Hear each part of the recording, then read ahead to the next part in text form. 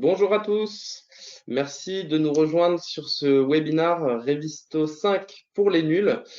Tristan Le Saffre, je suis accompagné de Paul Hérette. Bonjour Paul, comment vas-tu? Salut Tristan, ça va bien? Je voulais, avant de commencer, vous demander si vous nous entendiez bien. Est-ce que quelqu'un pourrait éventuellement nous dire dans l'onglet chat que vous trouvez en bas si l'audio est satisfaisant? Et j'espère qu'en tout cas que tout le monde va bien. On a 30 minutes aujourd'hui. On a souhaité faire un format court pendant la pause déjeuner. Bon appétit à ceux qui mangent devant ce webinar. Je vais vous présenter, faire une rapide introduction. Paul, est-ce que tu vois bien mon écran? C'est tout bon. Super. L'objectif, c'était de vous présenter Paul dans un premier temps, qui est le nouveau Implementation Service Manager en France pour ceux qui utilisent déjà Revisto. Pour ceux qui ne me connaissent pas, moi, c'est Tristan Le Saffre. Je fais partie du service de développement de Revisto en France et dans les pays francophones en Europe. Si besoin, d'ailleurs, la session aujourd'hui sera enregistrée, donc vous pourrez revenir dessus par la suite. Donc une petite introduction rapide de Revisto. Et qu'est-ce que Revisto? On va enchaîner tout de suite sur les nouvelles fonctionnalités de Revisto 5 et on a gardé 5 minutes à la fin pour répondre aux questions. Et je serai également là de toute façon toute la durée de cette session pour y répondre. Donc voilà, comment créer une culture de collaboration interdisciplinaire via la plateforme. C'est l'objectif qu'on s'est fixé, hein. Donc Revisto, c'est une interface BIM pour ceux qui ne connaissent pas. On s'identifie comme une plateforme collaborative intégrée, dans le sens où on va pouvoir justement apporter des informations qui viennent de différentes sources, que ce soit 2D, 3D, que ce soit de l'archicad, du Revit, du nuage de points. Et tout ça, on peut combiner dans un seul projet unique Revisto et donc avoir des modèles qui sont fédérés finalement à l'intérieur de la plateforme. Voilà ce que je voulais vous dire très brièvement là-dessus. Je vais te passer la main, Paul, pour t'introduire toi et puis nous montrer un petit peu ces nouvelles fonctionnalités de Revisto 5. On fera aussi un tour global rapidement pour ceux qui ne connaissent pas de qu'est-ce que Revisto. En tout cas, voilà, l'objectif, c'est vraiment créer cette culture de collaboration interdisciplinaire, donc rendre le BIM finalement accessible à tous les partenaires et même à des gens qui ne sont pas des gens de métier. Voilà pour moi, je te passe la main sur le partage d'écran, Paul. Je vais également couper la caméra, c'était juste pour vous faire un petit bonjour. Et puis, comme ça, on va pouvoir se concentrer sur ce que tu as à nous montrer. À toi de jouer. Bonjour tout le monde. Avant de couper la caméra, je me présente également.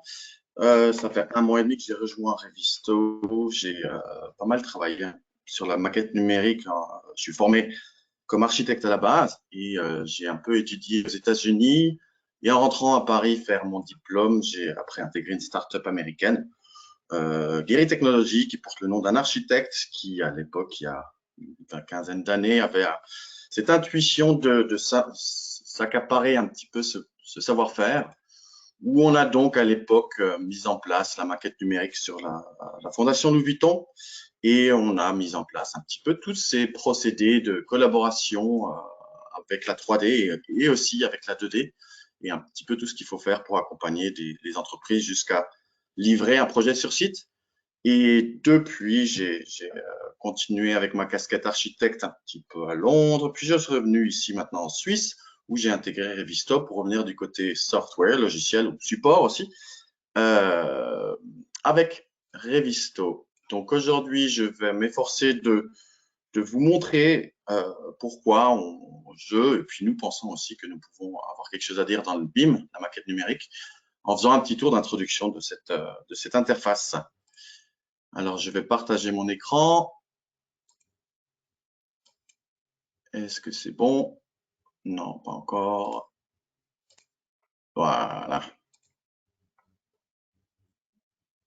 Ouais, c'est tout bon. Vous voyez donc l'interface Revisto. Alors, une des principales choses, j'ai juste enlevé ma caméra peut-être. Voilà. Donc, Bon, on parlait de 2D, de 3D. Je pense que c'est un petit peu le nerf de la guerre de Revisto, hein. C'est de réussir à réunifier un petit Là, peu ces deux interfaces. on voit les tableaux de bord, c'est normal? Ou tu voulais partager le Partager projet? l'écran. Excusez-moi. Ouais, c'est tout bon. C'est bon? Oui. Donc, Revisto, on essaye de réunifier, j'ai envie de dire, la 2D et la 3D. On parle de BIM, alors que, bon, je pense que j'imagine beaucoup d'entre vous qui travaillent sur ces projets n'ont pas forcément tous les acteurs, tous les gens de toutes les équipes ou tous les sous-traitants déjà, même pas seulement en BIM, mais encore en 3D ou en 2D. Euh, donc, c'est un petit peu ce que Revisto essaye de faire. Où je vois ici, par exemple, je suis en train de regarder un plan 2D et si j'ai envie de plus rapidement voir où je me trouve, je peux directement me téléporter dans et éventuellement commencer à faire une petite annotation à dire est-ce que on peut vérifier ça? Est-ce que sur site, cette fenêtre est bien en place? À vérifier. Voilà. Et c'est là que tout de suite, ma troisième interface, à savoir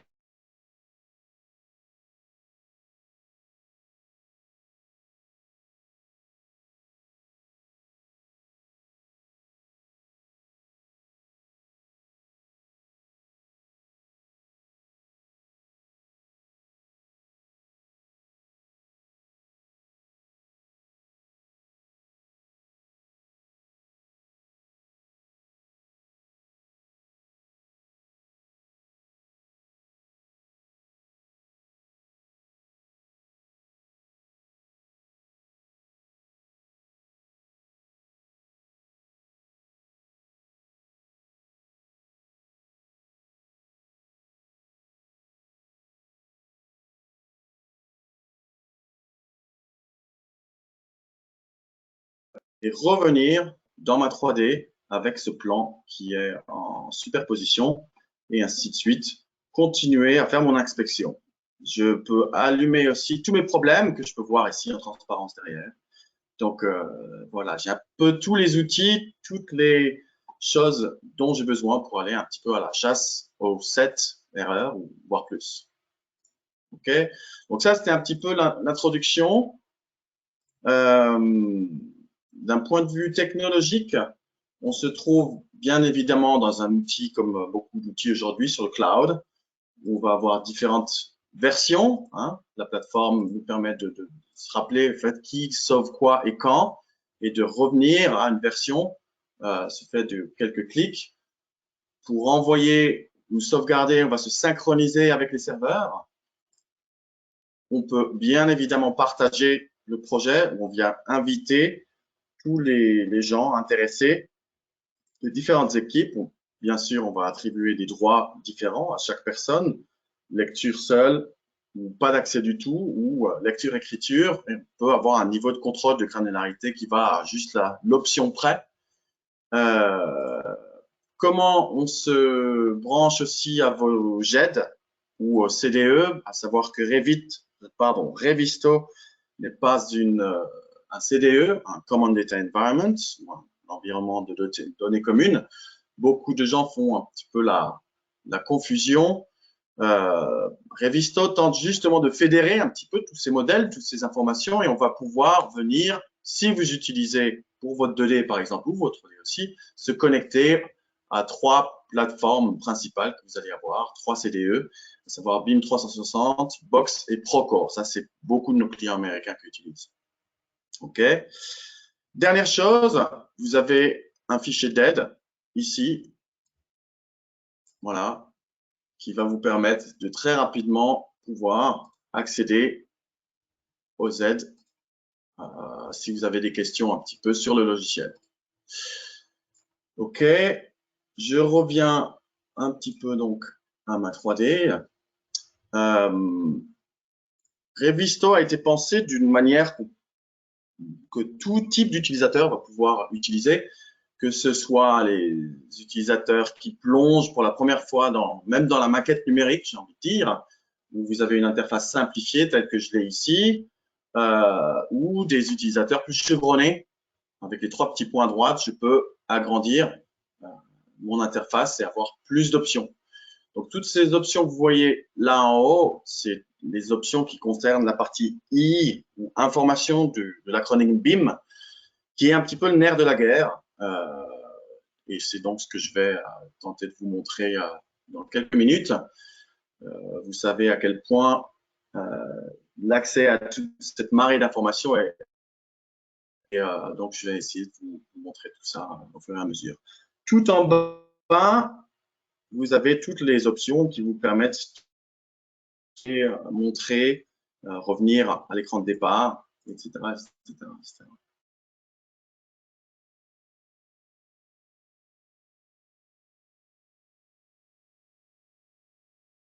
Sur votre logiciel. Donc, Revisto fonctionne pour les procédés OpenBIM en important directement les fichiers natifs tels que Revit, Archicad, Vectorworks et autres. Vous allez avoir tous les liens de 2D qui sont sauvegardés, mais bien aussi pour les closed et OpenBIM. Ça veut dire quand vous allez avoir des fichiers IFC échangés entre les uns et les autres, pareil. Revisto importe tout ça. L'important étant d'accueillir un maximum de formats permettant à un maximum de personnes d'échanger les mêmes informations. OK. Donc, vous allez pouvoir charger ou décharger tous les modèles que vous avez besoin. Évidemment, vous n'avez pas forcément tous des ordinateurs ultra puissants, surtout sur site. Hein. On a vraiment envie d'être sûr que même des chefs de chantier puissent naviguer sur l'ensemble des informations de la maquette avec leur iPad. Donc, grâce à ça, vous allez pouvoir un peu sélectionner l'information que vous voulez, à laquelle vous voulez accéder. Vous pouvez aussi décharger des liens directement en cliquant sur votre maquette. Vous voyez qu'ici, j'ai caché mon lot archi et j'ai la structure et tout le reste qui va derrière. Ou bien, je peux venir isoler et décharger tous les liens pour garder que la charpente métallique. OK. Je reviens à l'ensemble de mes fichiers. Et voici. Alors, accéder à l'information, ça se fait à travers un nouvel outil qui est sur la V5, qui s'appelle l'arborescence. L'arborescence vous permet d'interagir tout de suite avec les différents fichiers que je viens de vous montrer, intégrés dans votre maquette, et la manière dont ils sont téléchargés ou importés, je peux dire, est exactement reproduit fidèlement la manière dont votre modèle a été, l'information a été finalement importée ou générée avec toutes ces différentes distinctions du modèle. Vous voyez donc par étage et ensuite par type d'objet. Je peux donc me focaliser sur ces objets. Donc, il y a une interaction, une bidirectionnalité entre ma maquette, mon arborescence et ma 3D, et vice-versa. Quand je clique sur un objet en 3D, je vois qu'il s'affiche et s'ouvre directement dans mon arborescence. Si je veux venir sortir un petit peu cette approche systémique, mais plutôt par mots-clés, par exemple, et que je cherche, par exemple, tous mes fluides, je suis un petit peu encore dans un modèle anglophone, vous voyez que tous ces fluides viennent s'afficher dans mon arborescence. Je peux venir les utiliser, les isoler en transparence pour d'un coup d'œil les voir dans ma maquette. Vous voyez qu'aussi sur mon arborescence, vous avez ce bleuté qui me permet de voir dans cette arborescence à rallonge où se trouvent en fait tous ces objets. Vous voyez qu'il y en a beaucoup. Je peux continuer en faisant la même chose pour mes portes. Pareil, vous voyez, sur ma 3D, d'un coup d'œil, je vois où elle se trouve. Hein. Et sur mon arborescence également. Les fenêtres, pareil. Voilà. Donc, l'important étant toujours privilégier la rapidité d'accès à l'information. Je vais me recentrer un petit peu sur les murs. Okay. Et vous montrer quelques options un petit peu plus en détail à ce niveau. Alors, je vais revenir à mon affichage de départ. Et si je double-clique sur un objet, ici, vous voyez que j'ai mon outil propriété qui s'affiche. Donc, toutes ces propriétés sont les propriétés de base importées du fichier natif. Je peux en rajouter, ou je peux aussi rajouter des propriétés favorites que je trouve là-haut. Des propriétés qui viennent s'afficher alors que quand je laisse traîner ma souris sur les murs. Je peux aussi commencer à interagir, en fait, faire une navigation par objet ou même par propriété ou par paramètre. Donc, je vais, par exemple, faire un clic droit sur ce paramètre et dire j'ai envie de trouver tous les objets dans ma maquette qui ont la même propriété. Un petit CTRL F pour zoomer dessus. Donc, je vois que j'ai les mêmes types de murs dans une autre maquette. OK. Vous voyez au passage un nuage de points. Hein, j'en ai pas parlé tout à l'heure, mais on a depuis quelques temps intégré une intégration des nuages de points qui permettent encore une fois de comparer les sites de votre maquette modélisée. Okay. Donc je reviens à mes murs. Je peux donc venir avec très peu de choses, quelques clics, venir comparer et voir encore une fois où se trouvent les différentes propriétés de ma maquette. Okay. Si je continue et que je dis que j'ai envie de sélectionner un petit peu tous mes murs et de dire que j'ai une autre option qui s'appelle mon inspecteur de sélection. Toutes mes options favorites, je les retrouve ici en bas de mon écran, en colonne. Voilà. Et je vais pouvoir naviguer dans ma maquette en zoomant sur l'un ou sur l'autre, en appuyant sur ce bouton play. Voire même mieux, je les sélectionne toutes. Et là, j'ai un bouton export CSV qui va me permettre donc d'exporter toutes les données que j'ai sauvegardées en favori sur ma maquette et sur Excel, que vous voulez voir ici. Donc là, j'ai fait des filtres de sélection où je peux afficher tous mes murs, où je peux restreindre cette sélection. Est-ce qu'ils sont structurels ou pas?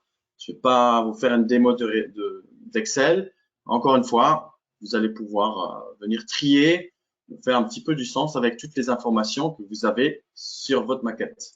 Okay. Revenons un petit peu sur ces options et vous voyez que si j'appuie sur ces options, je vais pouvoir ajouter des conditions sur la sélection actuelle et éventuellement sauvegarder comme un nouveau set de sélection. Okay. J'ai dans mon menu en dessous tout un tas de sets de sélection, on appelle ça Search Set en anglais, qui va vous permettre de venir interagir avec votre maquette et de classifier en fait vos objets suivant différentes thématiques. Alors là, vous allez par exemple dans le volet architecture, vous avez un petit peu tous les sets de sélection qui se rapportent à cette thématique. Donc pareil, hein, encore une fois les mêmes fonctions que tout à l'heure. Je peux venir isoler en transparence. Okay. L'important, vous allez me dire, c'est un petit peu comme des couches, comme des calques. Par contre, c'est pas tout à fait la même chose dans le sens où un objet peut se retrouver dans deux champs de sélection. Ce qui est un petit peu le propre de ces maquettes, où vous allez pouvoir, vous avez envie d'interagir avec les différentes couches d'informations que vous avez cette maquette, et éventuellement aussi de venir interagir de manière même plus rapide, à savoir de donner des filtres de couleurs. Hein. Et vous allez voir ce que vous pouvez faire.